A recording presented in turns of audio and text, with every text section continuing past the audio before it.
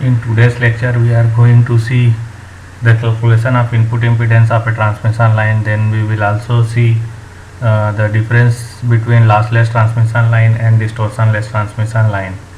So first we are going to see input impedance of a transmission line.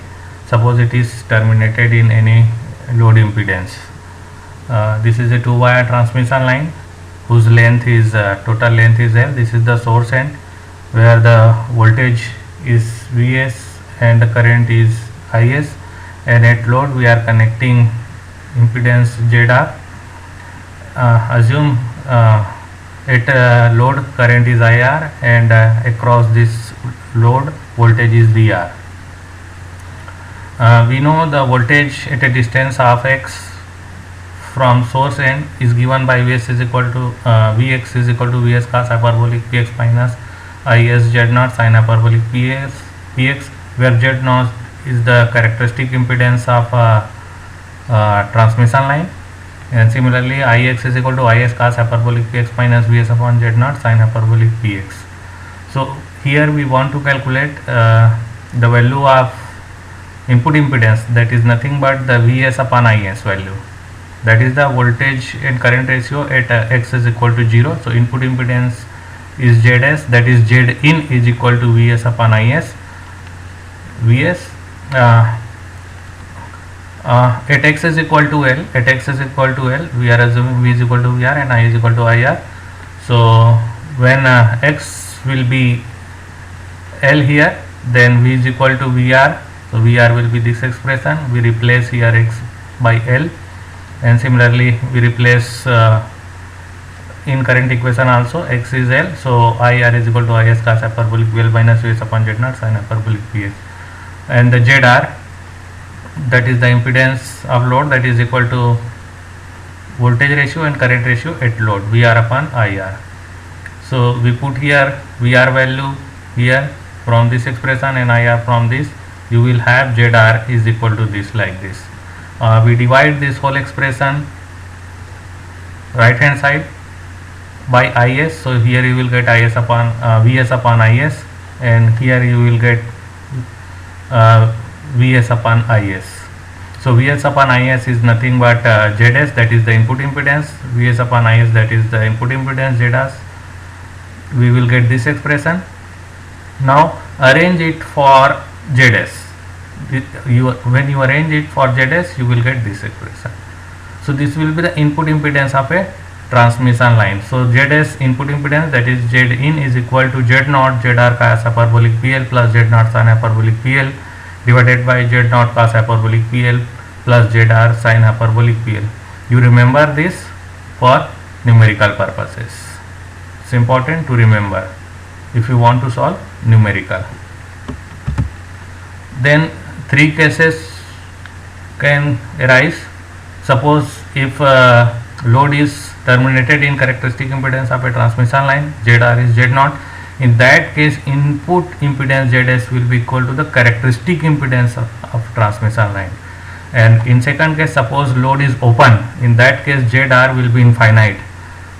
If ZR is infinite, here you divide the whole expression by ZR, then you will put ZR is equal to infinite, so this expression will be 0 and this expression will be 0. So you will get input impedance under open circuit condition, that is the ZSOC, input impedance under open circuit condition, that will be equal to Z0 cot hyperbolic PL. In numerator you will get cos hyperbolic PL, and denominator you will get sin hyperbolic PL, so you will get this cot hyperbolic PL function.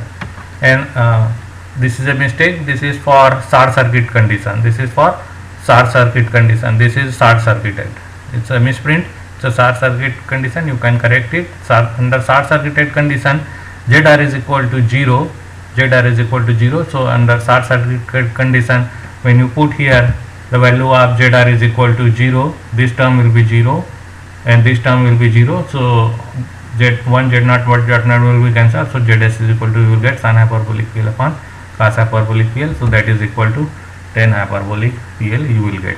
So under short circuit condition, you will get this value.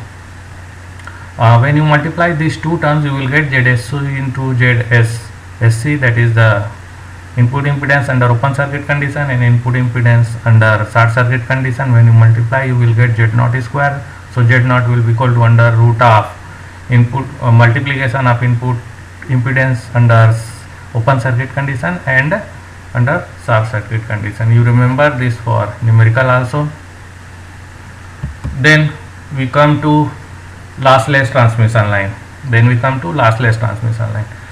Transmission line is said to be lossless if both of its conductor and dielectric are lossless. That is, R is 0 when resistance value is 0 and conductance is 0. Means conductor is perfect means its conductivity is infinite, and it's lossless means there is no leakage of information takes place in a transmission line. And under this case, alpha, that will be the attenuation constant, that will be equal to 0. You will get, if R is equal to 0, G is equal to 0, you will get alpha is equal to 0. So we see for such a line what will be the value of propagation constant, what will be the value of phase velocity, what will be the value of characteristic impedance, and what will be its equivalent circuit. We will see. Propagation constant is P is equal to alpha plus j beta. We know the value of P is equal to under root of this R plus j omega L plus G plus j omega C. So if R is equal to 0 and G is equal to 0, you will have this expression, that is equal to J square omega square LC. So you will get J square, that is minus 1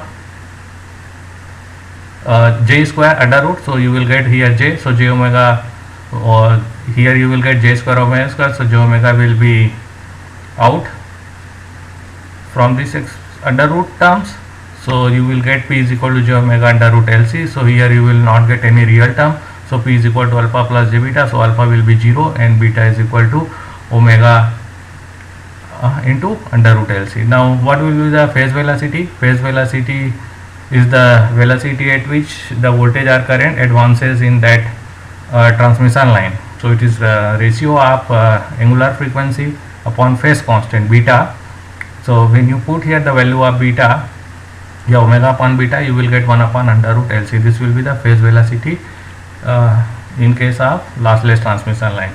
Then characteristic impedance value is this. When you put the value of R is equal to 0 and G is equal to 0, here j omega will be cancelled out. So you will get characteristic impedance for lossless transmission line, that is equal to L by C.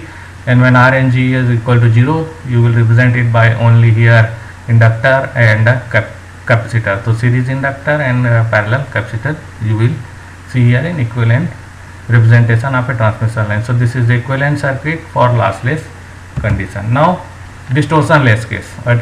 Transmission line is said to be distortionless if attenuation constant is frequency independent. It is not necessary that alpha is 0. It may not be 0, but it should be independent of frequency, while phase constant beta should linearly depend on frequency. This is the condition for distortionless line. And for distortionless line, R by L is equal to G by C, or R by G is equal to L by C. Now we see what will be the value of P, phase velocity, and characteristic impedance. So P is written like this. Now you put the value of G here, that is R C by L.